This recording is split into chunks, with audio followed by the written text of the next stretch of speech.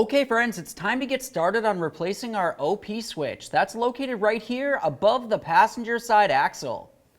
Now to do this, you don't necessarily have to remove the passenger side wheel. We just took it off so you can have a nice clear view of it through the wheel well. For me personally, it's easiest if I just reach up underneath the vehicle. Let's go ahead and make sure we put a collection bucket under this area. Now to start removing this, we're going to start with the wiring. Go ahead and follow that wiring all the way to where it connects onto the sensor. You're going to find a little tab that you can usually grab onto with your index finger. Go ahead and carefully pry on that and then separate the wiring from the sensor.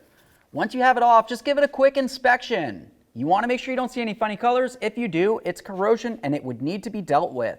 Now to remove this part, you're going to need a special socket. It looks just like this. Essentially, you can see it doesn't have those pointy corners on it. Got our socket on there. Generally, I just use a short extension.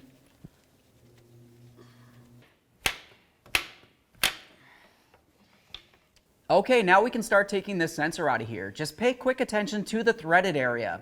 What you're going to notice is that the sensor isn't necessarily bottomed out against the engine. There is still some threads hanging out.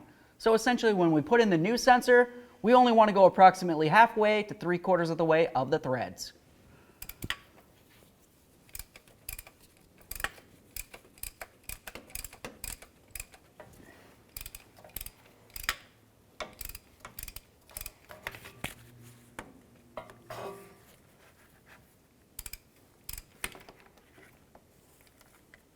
There it is, friends. Go ahead and compare it to your brand new one, and let's get ready for our installation.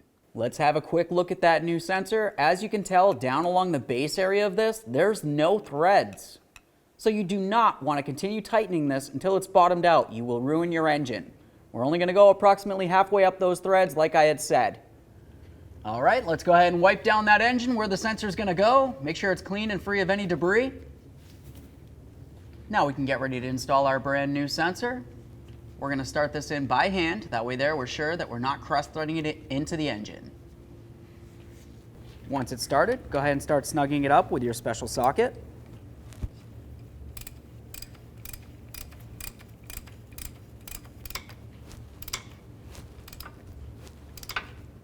Okay, so right there, it kind of feels like it wants to stop. That tells me I should be pretty well in there. Let's get the socket out of the way, give it a quick inspection. All right, let's go ahead and connect in our wiring. I'm just going to feel the sensor, figure out where that tab needs to be. We can line it up, lock it in.